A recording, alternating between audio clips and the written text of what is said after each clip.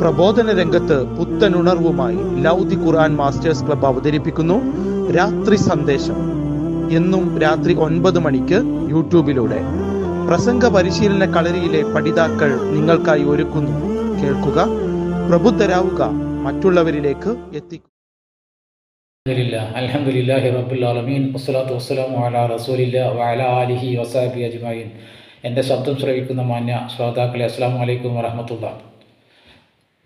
Social media ഗുണങ്ങളും ദോഷങ്ങളും എന്ന വിഷയവുമായി ബന്ധപ്പെട്ട് ചില കാര്യങ്ങൾ നിങ്ങളുമായി പങ്കുവെക്കാനാണ് ഇന്ന് ഞാൻ നിങ്ങളുടെ മുമ്പിൽ വന്നിട്ടുള്ളത്. എൻ്റെ പേര് മൂസക്കോയ. ഇന്ന് നമ്മുടെ ജീവിതത്തിൽ അവിഭാജ്യ ഘടകമായിട്ടുണ്ട് സോഷ്യൽ മീഡിയ അഥവാ സാമൂഹ്യ മാധ്യമങ്ങൾ. ലോകത്തെ ഒരു കൊച്ചു ഗ്രാമമാക്കി മാറ്റിയ ഈ സാങ്കേതിക വിദ്യക്ക് ഗുണങ്ങളും ദോഷങ്ങളുമുണ്ട്. സോഷ്യൽ മീഡിയയുടെ ഗുണങ്ങൾ പരിശോധിച്ചാൽ അത്ഭുതകരമായ മാറ്റങ്ങളാണ് നമുക്ക് കാണാൻ കഴിയുക. ഒന്നാമത്തെ ഗുണമെന്ന് പറയുന്നത് വിവര സാങ്കേതിക കൈമാറ്റമാണ്. ലോകത്തിൻ്റെ ഏത് ഭാഗത്ത് നടക്കുന്ന കാര്യങ്ങളും നിമിഷങ്ങൾക്കുള്ളിൽ നമ്മുടെ വിരൽത്തുമ്പിൽ എത്തുക എന്നുള്ളത് വലിയ നേട്ടവും ഗുണവുമാണ്. അതുപോലെ തന്നെയാണ് അറിവ് പങ്കുവെക്കാനുള്ള ഏറ്റവും വലിയ ഒരു വേദിയായി സോഷ്യൽ മീഡിയ മാറിയിട്ടുണ്ട്. രണ്ടാമത്തെ ഗുണമെന്ന് പറയുന്നത് ബന്ധങ്ങൾ പുതുക്കലാണ്. അകലെയുള്ള സുഹൃത്തുക്കളുമായിട്ടും അതുപോലെ ബന്ധുക്കളുമായിട്ടും ഒക്കെ വീഡിയോ കോളിലൂടെയും മറ്റും നിരന്തരം ബന്ധപ്പെടാൻ ഇതിലൂടെ നമുക്ക് സാധിക്കുന്നുണ്ട്.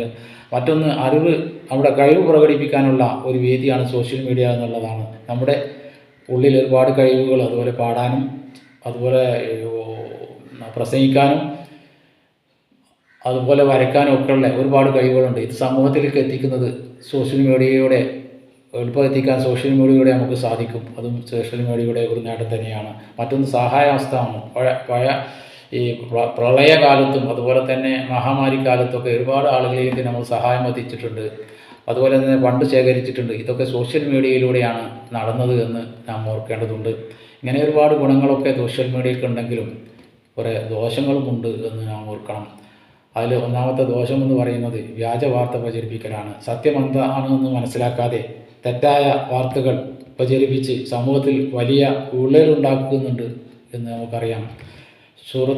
വിശുദ്ധ ഖുർആനിലെ സൂറത്ത് നൂറിൽ 19-ാമത്തെ വചനത്തിൽ അത് പറയുന്നുണ്ട്. സത്യവിശ്വാസികൾക്കിടയിൽ ദുർവൃത്തി പ്രചരിപ്പിക്കുന്നത് ഇഷ്ടപ്പെടുന്നതാരോ അവർക്ക് ഇഹത്തിലും പരത്തിലും വേദനയേറിയ ശിക്ഷയുണ്ട്. അള്ളാഹു അറിയുന്നു, നിങ്ങൾ അറിയുന്നില്ല.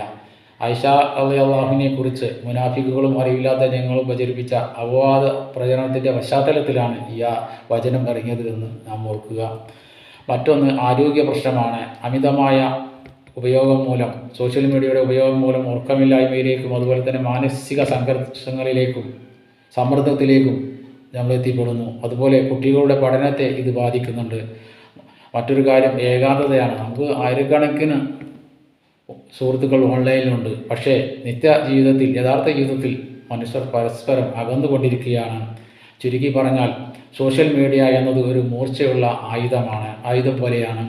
അത് എങ്ങനെ ഉപയോഗിക്കുന്നു എന്നതിനെ ആശ്രയിച്ചിരിക്കും അതിൻ്റെ ഫലം. ഒരു മുസ്ലിമെ സംബന്ധിച്ചിടത്തോളം തിന്മയുടെ കാര്യത്തിൽ സോഷ്യൽ മീഡിയ ഒരിക്കലും ഉപയോഗിക്കാൻ പാടില്ലാത്തതാണ്. മുസ്ലിം ഉദ്ധരിച്ച ഒരു ഹദീസിൽ നബി സല്ലല്ലാഹു അലൈഹി വസല്ലം അങ്ങനെ പറയുന്നുണ്ട്: ഞാൻ നിങ്ങളോട് നിരോധിച്ചത് മുഴുവൻ നിങ്ങൾ കൈയൊഴിയുക, കൽപ്പിച്ചതാകട്ടെ പരമാവധി പ്രവർത്തിക്കുക. സാങ്കേതിക വിദ്യ ഒരു നല്ല ഭൃത്യനാണ്, എന്നാൽ മോശമായ ഒരു യജമാനനുമാണ് എന്ന കാര്യം ഞാൻ എപ്പോഴും ഓർത്തുകൊണ്ടിരിക്കുക. അള്ളാഹു അനുഗ്രഹിക്കട്ടെ. അസ്സലാമു അലൈക്കും വറഹ്മത്തുള്ളാഹി.